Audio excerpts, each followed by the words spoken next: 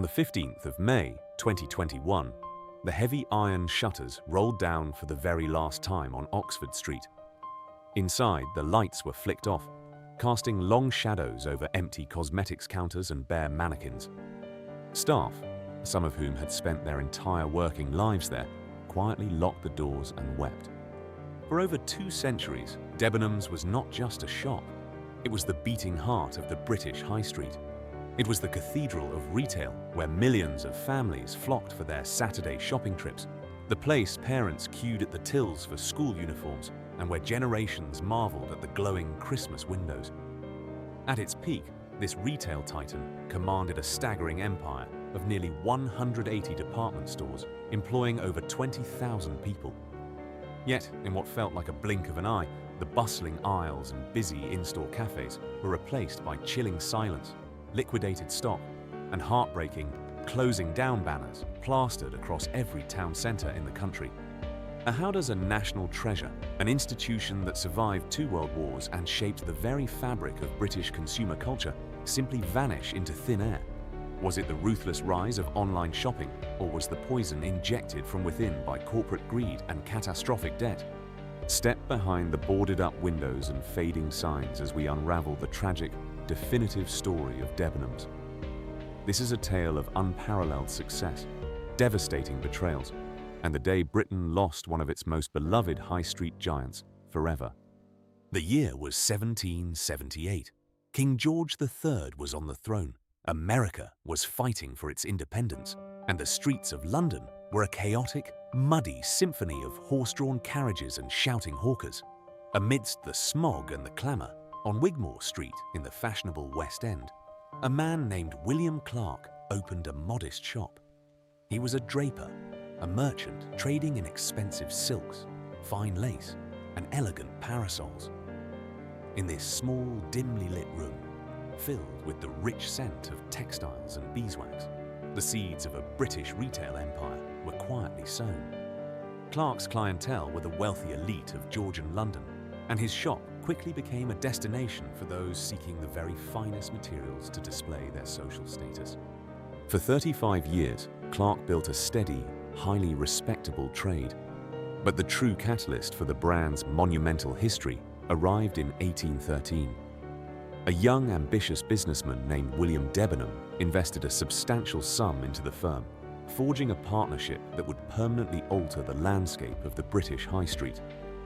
The shop was proudly rebranded as Clark & Debenham. It was a perfect union of Clark's established reputation and Debenham's aggressive, forward-thinking vision for growth. They were no longer just selling cloth, they were selling an aspiration. As the Victorian era dawned, the very fabric of British society began to change. The Industrial Revolution was in full swing, bringing with it a newly affluent middle class with money to spare. For the first time in modern history, shopping was evolving from a tedious necessity into a leisurely pursuit. Women of status, who were previously confined to their drawing rooms, found a new social freedom in browsing shops. Clark & Debenham recognized this profound cultural shift early on. They understood that to capture this new wealth, a shop had to be more than a mere place of transaction. It had to be a luxurious destination. In 1818, the partners made a remarkably bold move. They expanded beyond the safe borders of London, opening a brand new branch in Cheltenham. This was no random geographical choice. Cheltenham was a fashionable spa town, a lavish playground for the wealthy who travelled to take the waters. By establishing a presence there, Clark & Debenham ensured they could serve their affluent London clientele, even when they were on holiday. This early, calculated expansion was a masterstroke, laying the earliest blueprint for a national retail network. As the 19th century progressed, the original founders passed away, leaving the flourishing business to the next generation. Under the meticulous stewardship of the Debenham family, the enterprise evolved rapidly. In 1905, the business was formally incorporated as Debenhams Limited. By this time, the retail landscape was undergoing another profound transformation. The traditional narrow shops were giving way to a revolutionary concept imported from France and America, the grand department store. These early department stores were architectural marvels, vast, palatial buildings with soaring ceilings, polished floors, and sweeping staircases. They brought dozens of different trades under a single, magnificent roof. Instead of visiting a haberdasher, a tailor, and a shoemaker separately, a customer could find everything they desired in one setting. Furthermore, the introduction of clearly marked fixed prices eliminated the uncomfortable tradition of haggling, making retail a polite, refined experience.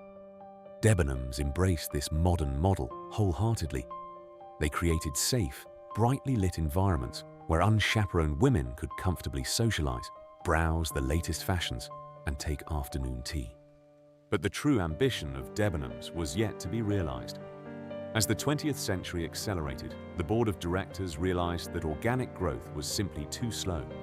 To truly dominate the British high street, they needed a far more aggressive strategy. They embarked on a relentless campaign of acquisitions.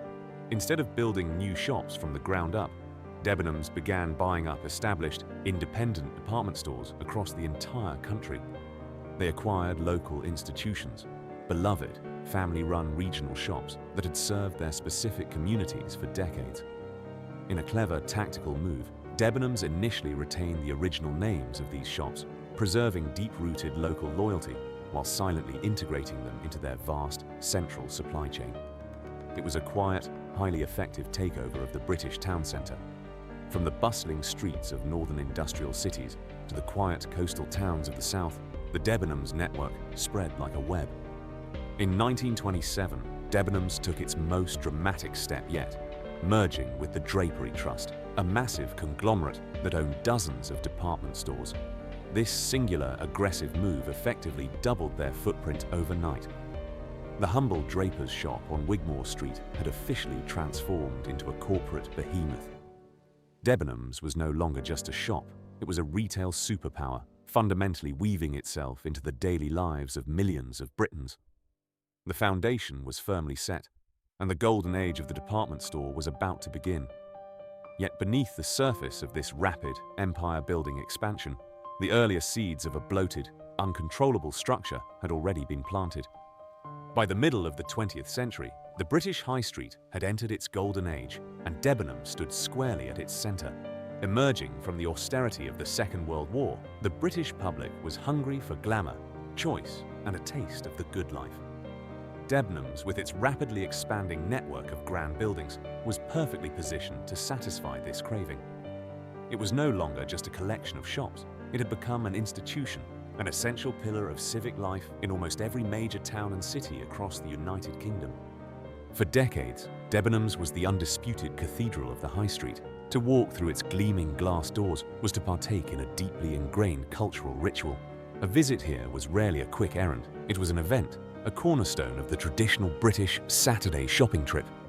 You were immediately hit by the intoxicating, heavy scent of the ground floor perfume and cosmetics hall, a deliberate sensory tactic designed to transport shoppers from the grey, rain-slick pavements outside into a world of affordable luxury. Above the ground floor, accessible by the smooth hum of the escalators, lay a sprawling labyrinth of departments. This was a place woven into the fabric of family life. Generations of British children remember the annual, slightly stressful pilgrimage to Debenhams in late August to be measured for their stiff new school uniforms. It was where couples registered their wedding lists, carefully choosing their first dinner services and Egyptian cotton bed linen. And then there was the in-store cafe or tea room, a bustling sanctuary of clinking teacups, Victoria sponge cake, and weary shoppers resting their feet before braving the menswear department. When winter arrived, Debenhams truly sparkled. Its Christmas windows were a source of civic pride, drawing crowds of wide-eyed children who pressed their faces against the chilly glass to watch mechanical reindeer and lavishly dressed mannequins. Inside, the store became a festive wonderland, the tills ringing constantly as families bought everything from boxed gift sets to towering artificial trees. Debenhams owned the British Christmas. However, as the 1980s turned into the 1990s, the retail landscape began to shift. Shoppers were becoming more fashion-conscious, looking towards glossy magazines and designer labels. Debenhams could have easily been left behind, dismissed as a dusty, aging relic of a bygone era. Instead, the company executed one of the most brilliant strategic masterstrokes in modern, British retail history. In 1993, they launched the Designers at Debenhams portfolio. This was a revolutionary concept. Debenhams partnered with high-end exclusive fashion designers, names like Jasper Conran, John Rocha, Ben DeLisi, and later Julian MacDonald, and commissioned them to create exclusive, affordable diffusion lines. Suddenly, the working and middle-class shoppers of Britain did not need to travel to the expensive boutiques of Mayfair or Knightsbridge to wear designer labels. They could find them right there on their local high street, neatly hung on the racks of their local Debenhams. The initiative was a phenomenal, roaring success. It democratized British fashion and injected a massive dose of credibility and modern glamour into the aging brand. Fueled by this triumph, the company entered a period of dizzying supremacy. By the turn of the millennium, Debenhams had become the ultimate anchor tenant. Whenever a developer built a shiny new shopping centre, from the massive retail parks on the edge of cities to regenerated town centres, securing Debenhams as the main attraction was absolutely vital. At its absolute zenith, the empire swelled to a staggering 178 stores, employing a vast army of over 20,000 staff. They were undisputed giants, seemingly invincible, looking down from the very peak of the retail mountain. Yet, an empire of this magnitude carries a profound burden. Operating nearly 180 massive, multi-story buildings requires an astronomical amount of capital, flawless logistics, and an unrelenting stream of footfall just to keep the lights on. Debenhams had built a colossal physical machine, a sprawling beast that was magnificent to behold but incredibly slow to turn. As the 20th century drew to a close, the board of directors celebrated their sprawling kingdom, oblivious to the fact that their sheer size was about to become their greatest vulnerability. The golden age was over. The sharks of the financial world were circling, and the very foundation of the high street was about to be violently shaken. As the new millennium unfolded, Debenhams appeared, to the untrained eye, as an impregnable fortress of retail. The tills were ringing, the designers at Debenhams ranges were flying off the rails, and the sheer scale of the operation commanded respect.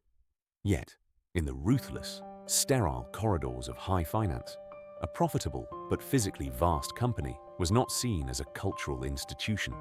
It was viewed as an untapped goldmine. The dawn of the 2000s ushered in the aggressive era of private equity, where investment firms sought out established businesses with strong, reliable cash flows and, crucially, massive portfolios of tangible assets. Debenhams, with its sprawling collection of prime city centre real estate, was the ultimate prize on the board. In 2003, a highly aggressive consortium known as Baroness Retail Group, comprising financial heavyweights, CVC Capital Partners, Texas Pacific Group, and Merrill Lynch Global Private Equity, launched a hostile, yet ultimately successful, takeover bid. They bought Debenhams for a staggering £1.9 billion and immediately delisted it from the London Stock Exchange. The beloved high street giant was now a private entity, plunged into darkness, entirely shielded from the traditional scrutiny of public shareholders and financial journalists. However, this was no ordinary corporate acquisition. It was a textbook, brutal, leveraged buyout. The private equity firms did not use their own vast reserves of cash to buy the company. Instead, they borrowed heavily from banks to fund the purchase and then, in a perfectly legal but highly controversial maneuver, ruthlessly transferred that monumental debt directly onto Debenhams' own balance sheet. Overnight, a historically cautious, financially healthy retail business was saddled with hundreds of millions of pounds of high-interest debt. The very foundations of the company, built over 2 centuries, were suddenly sinking into a quagmire of financial obligations. The new owners were not seasoned shopkeepers. They possessed no deep-seated passion for haberdashery, visual merchandising, or the nuances of customer service. They were purely financiers, driven by a singular, cold objective: to extract maximum financial value in the shortest possible time frame. To achieve this dizzying return on investment, they needed to find cash quickly to pay down their initial loans and generate massive dividends. They scoured the balance sheet and saw that Debenhams' greatest historical strength, Its outright ownership of magnificent flagship buildings was the perfect target for a rapid, ruthless asset strip. The strategy deployed by the consortium was a financial mechanism known as sale and leaseback. For over a century, Debenhams had proudly owned the freeholds to many of its most iconic and profitable stores. This ownership provided an incredibly stable financial base, insulating the company from the unpredictable volatility of the commercial property market. The private equity owners methodically sold off these magnificent freeholds to private property developers and offshore landlords, raking in hundreds of millions of pounds in instant, liquid cash. In return, Debenhams was forced to sign painfully long, restrictive lease agreements, often stretching up to 30 or even 35 years, to rent back the very buildings it had owned just weeks prior. Crucially, these leases included toxic upward-only rent review clauses. This meant the rent could only ever increase, regardless of how the wider British economy fared or how sharply high street footfall declined. It was a catastrophic, short-term cash grab that traded a century of financial security for an inescapable, long-term chokehold. The company was essentially mortgaging its entire future to pay a dividend today. Having effectively stripped the business of its most valuable physical assets, pumped it full of debt, and shackled it with extortionate rent, the consortium decided it was time to cash out and exit stage left. In 2006, merely 3 years after taking the company private, they floated Debenhams back onto the London Stock Exchange. The initial public offering was a masterclass in financial smoke and mirrors. On paper, they presented an aggressive, seemingly profitable retailer, expanding its store portfolio at a breakneck pace, cleverly masking the structural rot that now lay deeply buried beneath the surface. By the time the dust settled, the consortium walked away with an estimated £1.2 billion in dividends, an absolutely staggering return on their initial investment. The Debenhams that returned to the public market was a fundamentally different beast from the institution that had left it. It had been entirely hollowed out. It was no longer the proud owner of the high street. It was merely an increasingly desperate tenant, chained to exorbitant, multi-decade leases. The board of directors were now forced to redirect a massive portion of their revenue, money that desperately needed to be spent on updating tired store interiors, improving the customer experience, or investing in the nascent internet shopping revolution, simply to service the suffocating debt and pay the sky-high rent. The weight of gold had broken the camel's back.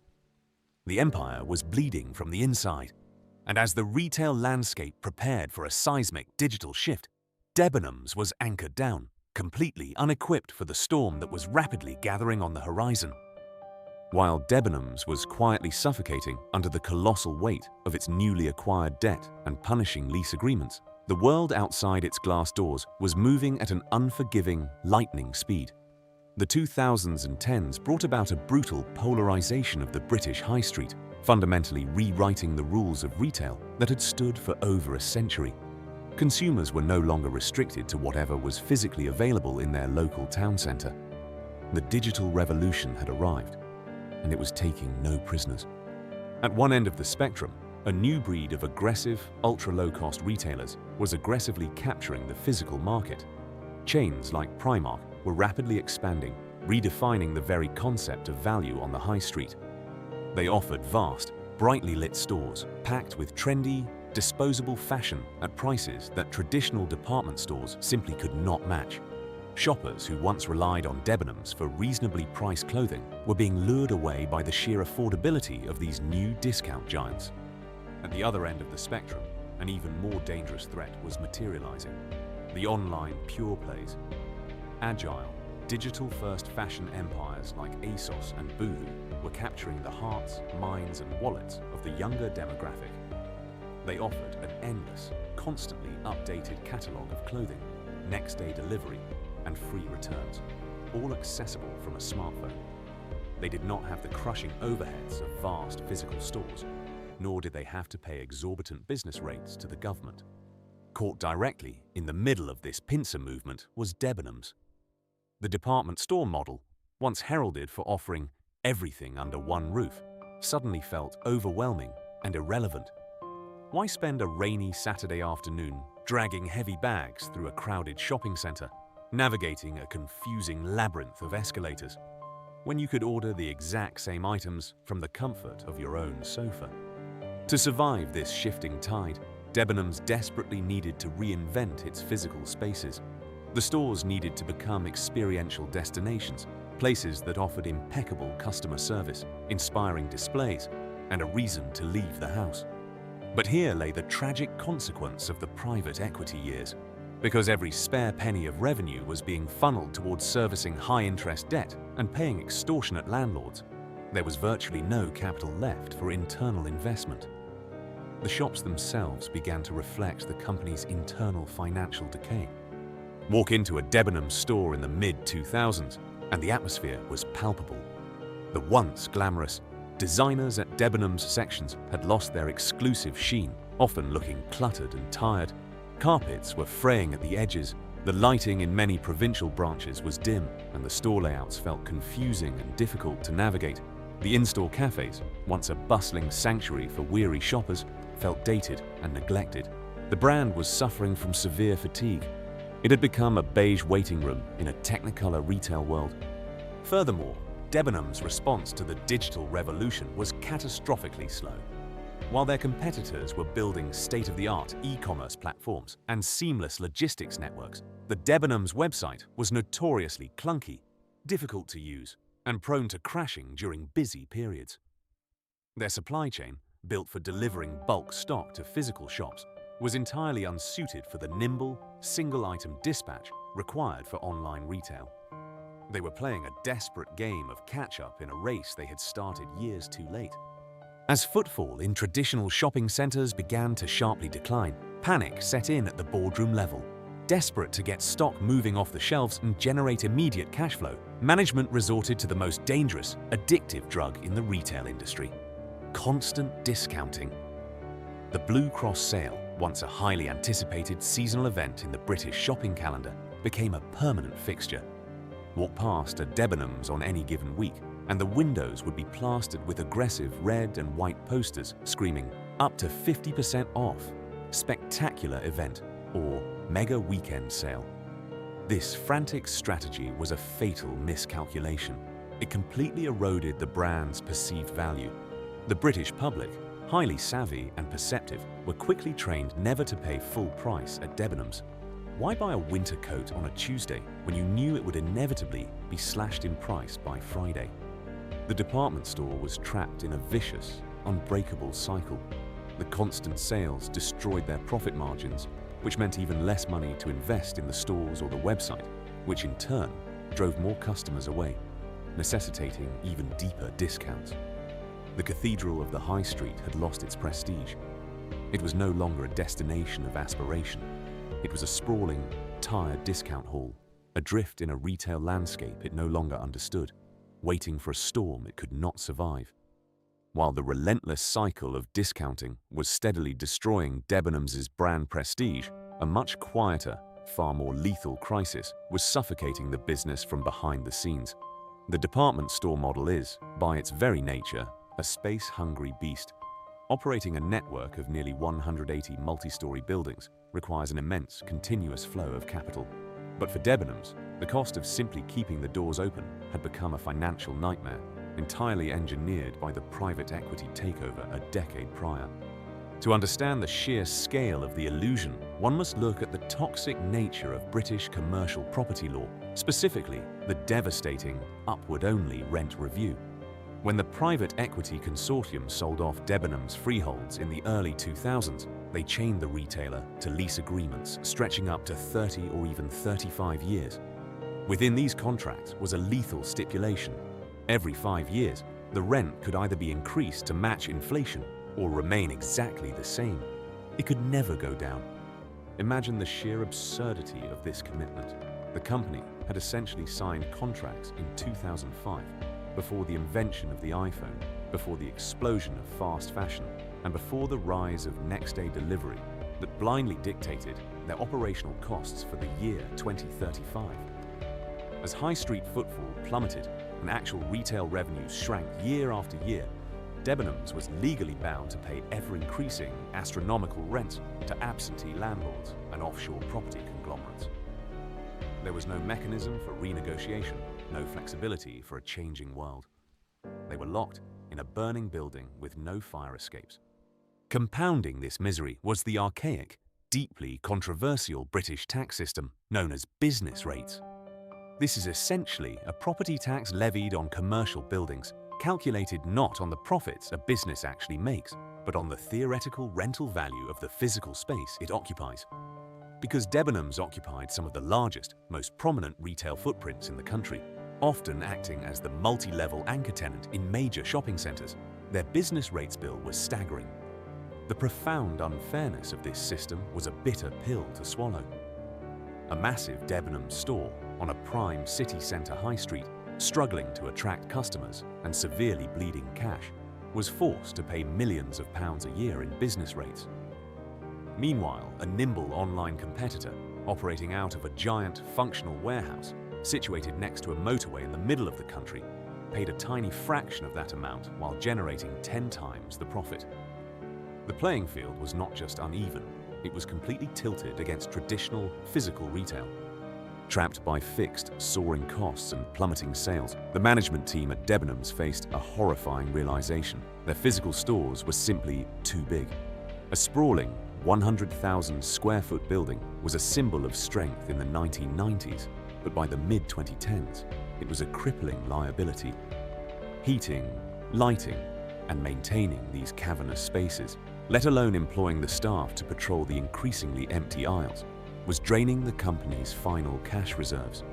Desperate to monetize their excessive floor space and help pay the suffocating rent, Debenhams pivoted away from being a traditional retailer and morphed into a frantic, makeshift landlord.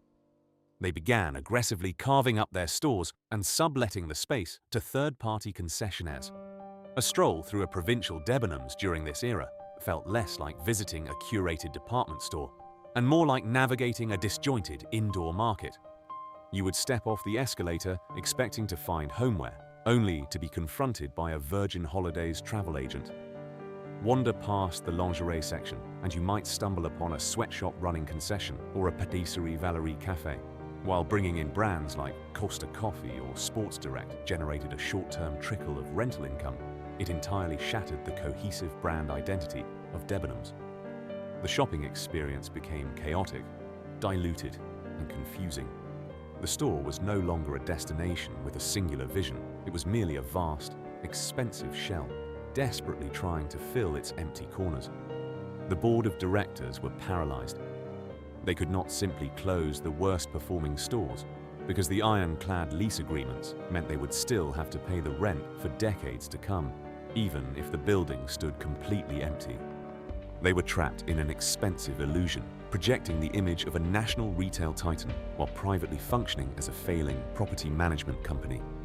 Every strategic decision was dictated not by what the customer wanted, but by the desperate, immediate need to service the insurmountable property costs. The grand cathedral of the high street had been hollowed out by financial engineering and rigid contracts. The foundations had entirely rotted away, and it was only a matter of time before the first major cracks appeared in the facade, triggering a collapse that would shock the entire nation. For years, the executives at Debenhams had masterfully applied a thick layer of corporate cosmetics over the company's deep financial wounds. They pointed to their vast store portfolio and legacy status to reassure the markets. But by 2018, the slow, unseen bleed had become a catastrophic hemorrhage.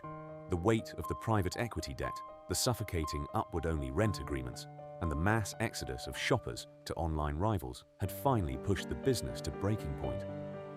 The cracks in the facade were no longer hairline fractures. The entire structural integrity of the cathedral of the high street was giving way. The defining moment of truth arrived in October 2018 when Debenhams released its annual financial results. The City of London braced for bad news, but the actual figures sent shockwaves through the entire British retail sector. The company announced a staggering pre-tax loss of £491 million, the largest single-year loss in its monumental 240-year history. To put this into perspective, just a few years earlier, they were generating hundreds of millions in profit. The announcement was a brutal, undeniable admission that the current business model was completely and utterly broken. or smelling blood in the water, the sharks of the corporate world began to circle. Chief among them was the controversial billionaire Mike Ashley, the founder of the Sports Direct empire. Ashley, a fiercely aggressive retail tycoon, had recently snapped up Debenhams' fierce rival, House of Fraser, out of administration. He had a grand, sweeping vision of merging the two historic department stores to create a dominant, unbeatable high street monopoly. Through a series of aggressive market maneuvers, Ashley steadily bought up shares until he controlled a massive 29.9% stake in Debenhams, stopping just a fraction short of the 30% threshold that would legally force him to make a formal takeover bid. What followed was one of the most bitter, public, and highly unorthodox boardroom battles in modern British business history. It was a vicious game of corporate chess played out in the daily newspapers. Ashley aggressively demanded sweeping changes, publicly criticizing the Debenhams board for their incompetence and demanding he be installed as chief executive officer. He offered to inject much-needed cash into the failing business, but always with severe strings attached, namely total control. The Debenhams board of directors, however, fiercely resisted. They viewed Ashley not as a savior, but as a ruthless corporate raider who would flood their historic stores with cheap tracksuits and heavily discounted trainers, completely destroying whatever prestige the Debenhams name still held.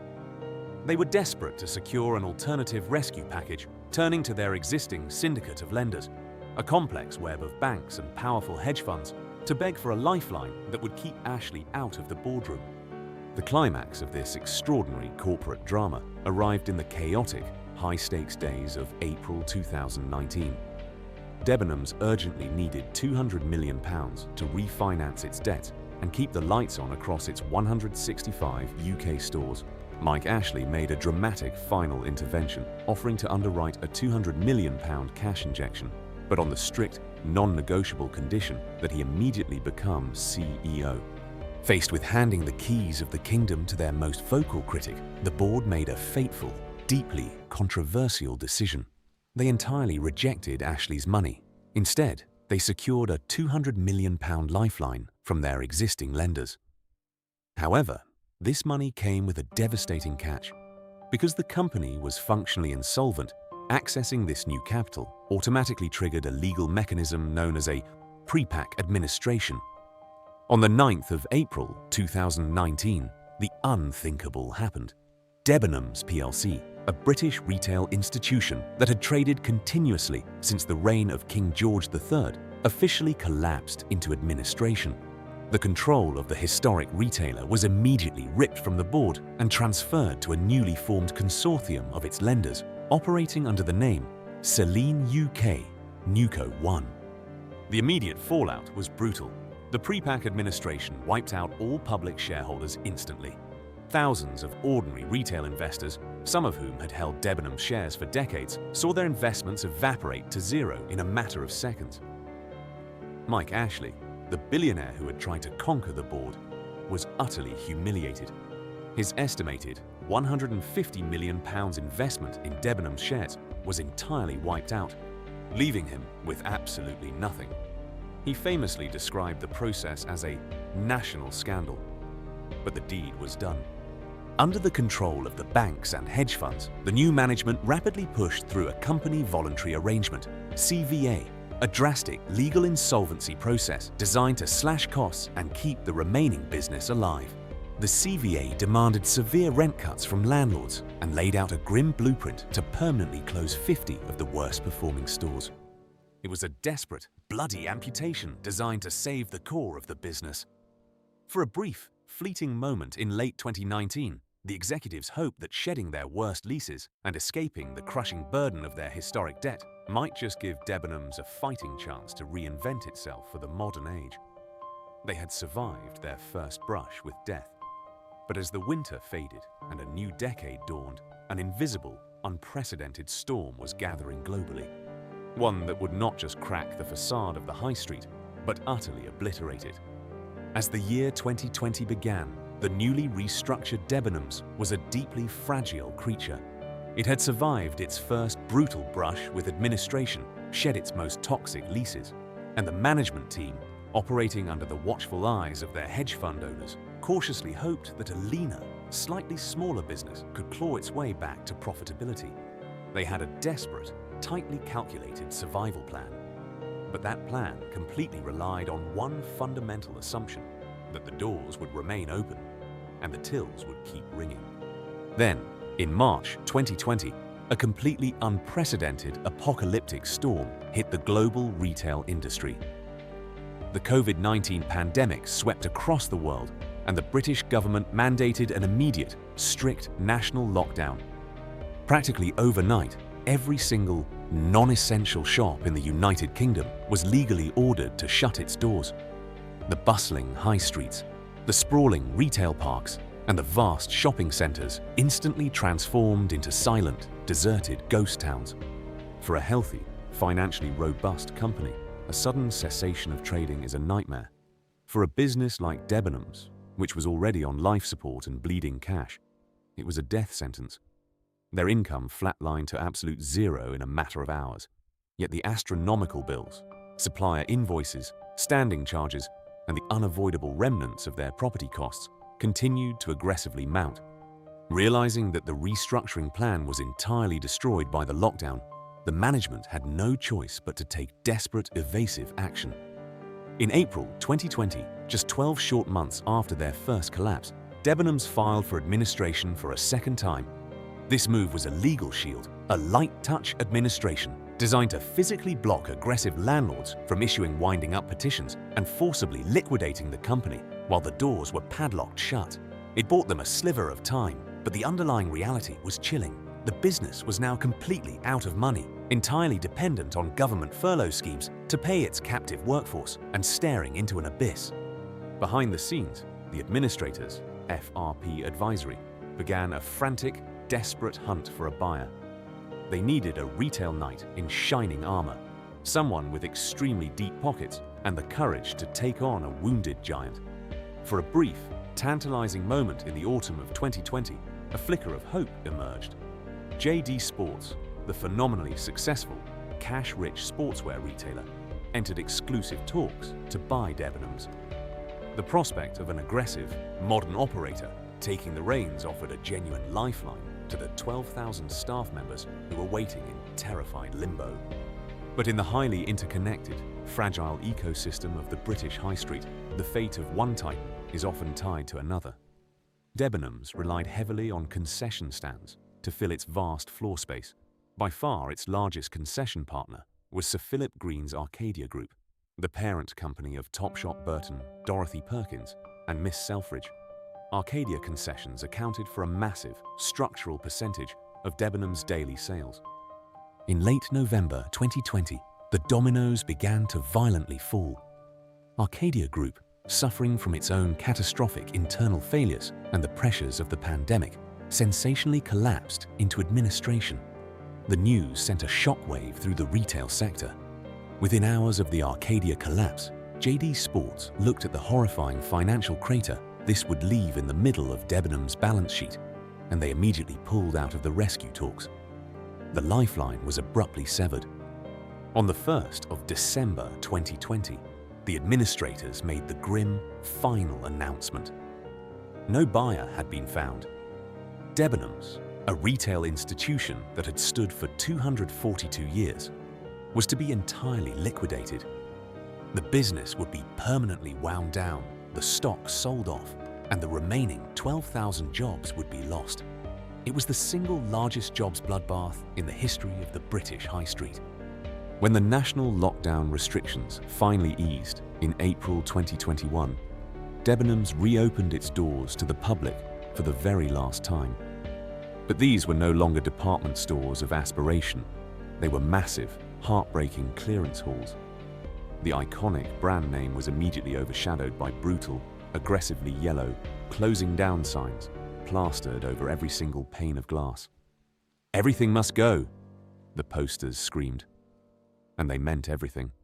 Inside, the scenes were deeply undignified. Shoppers flooded in, swarming the aisles to hunt for heavy discounts. The pristine, neatly arranged displays of the past were replaced by chaotic, jumbled rails of assorted clothing and dismantled cosmetics counters. Towards the end, the desperation reached a crescendo. Not only was the stock heavily reduced, but the very fixtures of the shops were tagged for sale. Shoppers could buy the plastic mannequins, the wooden coat hangers, the display cabinets, and even the office chairs used by the management. The carcass of the cathedral of the high street was being systematically picked clean. But the true tragedy of the final clearance was the human toll. Behind the tills stood the loyal staff, many of whom had given 10, 20, or even 30 years of their lives to the company. They were forced to endure the soul-destroying task of physically dismantling their own workplaces, serving a frenzy of bargain-hunting customers, all whilst knowing that the moment the final item was sold, they would be utterly jobless. There were tears in the break rooms and quiet, devastating embraces on the shop floor. On the 15th of May 2021, the final 28 stores closed their doors forever. There was no grand ceremony, no dignified farewell. Staff members simply served the last customer, gathered their personal belongings, and switched off the main circuit breakers.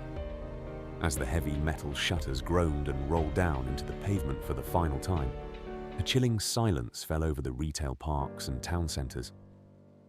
The name above the door remained, but the lights were out, the shelves were completely bare, and the beating heart of the British High Street had stopped forever. The dust had barely settled on the final liquidation sales when the vultures of the digital age swooped in to pick over the bones of the Debenhams empire. In January 2021, a deal was struck that perfectly encapsulated the ruthless, unsentimental reality of modern British retail. The fast fashion conglomerate Boohoo Group purchased the Debenhams brand and its website for a mere £55 million. To the casual observer, it might have sounded like a rescue. But this was no white knight salvation. Boohoo was a purely digital operator. They had absolutely no interest in physical shops, expensive leases, or traditional department store culture. They bought the intellectual property, the customer database, and the historic name. Crucially, they explicitly refused to take on a single one of the remaining 118 physical stores, nor did they offer a lifeline to the 11,500 retail workers who were still attached to the business. The human cost of this digital acquisition was staggering. Overnight, thousands of highly experienced shop assistants, store managers, visual merchandisers, and warehouse staff were permanently cast adrift into the worst retail job market in a generation. These were people who had dedicated their working lives to the company, who possessed an encyclopedic knowledge of their local customer base, and whose friendly faces were a daily comfort to elderly shoppers. Their loyalty meant nothing to an algorithm. They were simply collateral damage in the high street's brutal, inevitable transition to e-commerce. Meanwhile, the physical legacy of Debenhams became an immediate, colossal problem for the towns and cities of the United Kingdom. Debenhams had always been an anchor tenant. Their buildings were architectural behemoths, vast, multi-story structures that often spanned hundreds of thousands of square feet. When a small independent shop closes, a local cafe or a charity shop can quickly replace it. But when a 150,000 square foot department store shuts its doors, it leaves a gaping, unfillable void in the very center of the community.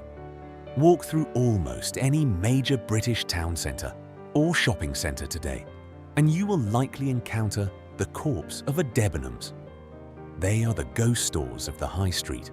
The grand glass entrances are permanently shuttered behind heavy iron gates, gathering dust, discarded takeaway wrappers and graffiti.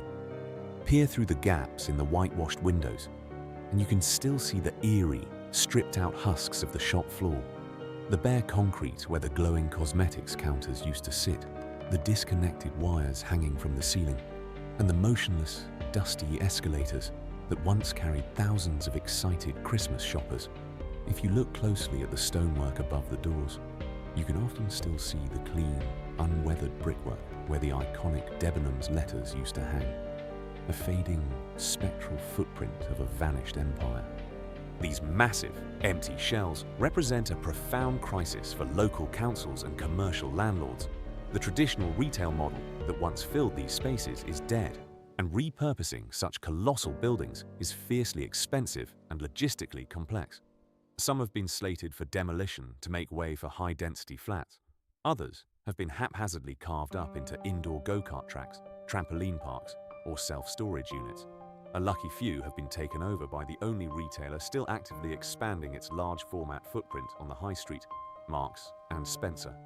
But the vast majority simply sit empty. The loss of a Debenhams is not just the loss of a single shop.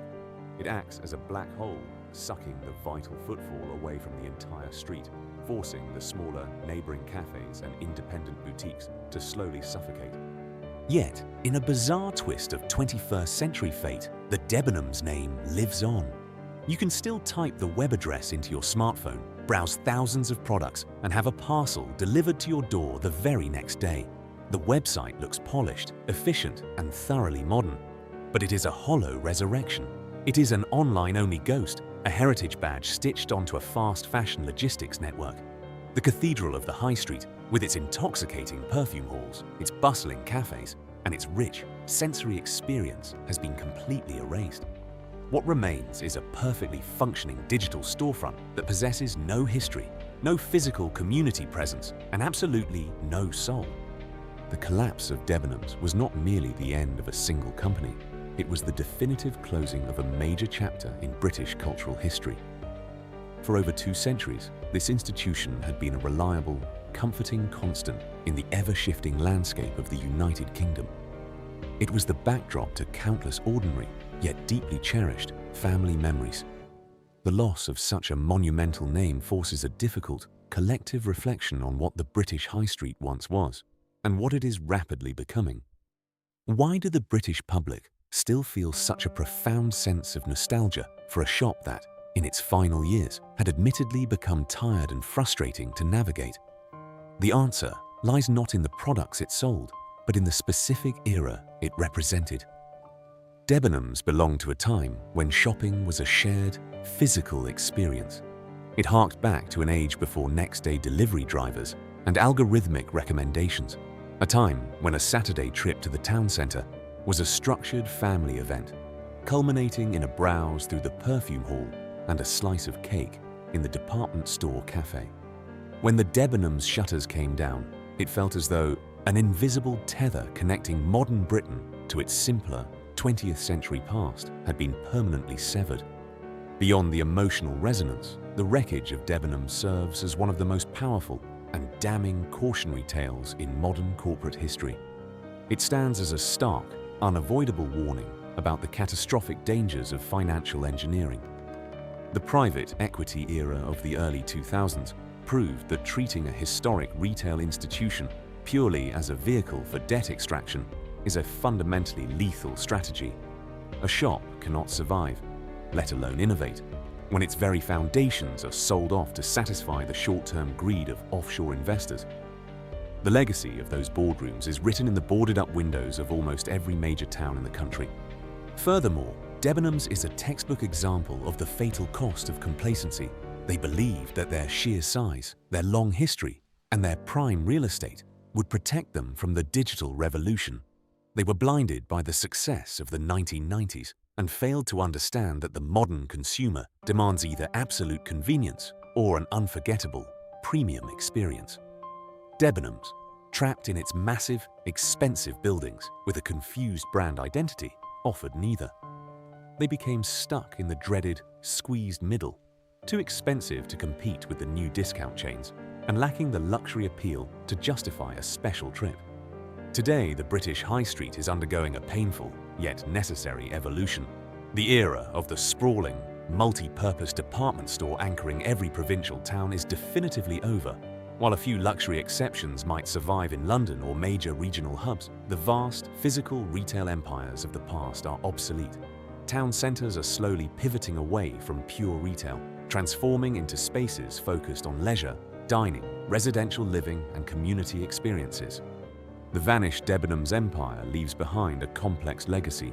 It is remembered with immense fondness for the generations of staff it employed and the accessible glamour it once brought to the working and middle classes.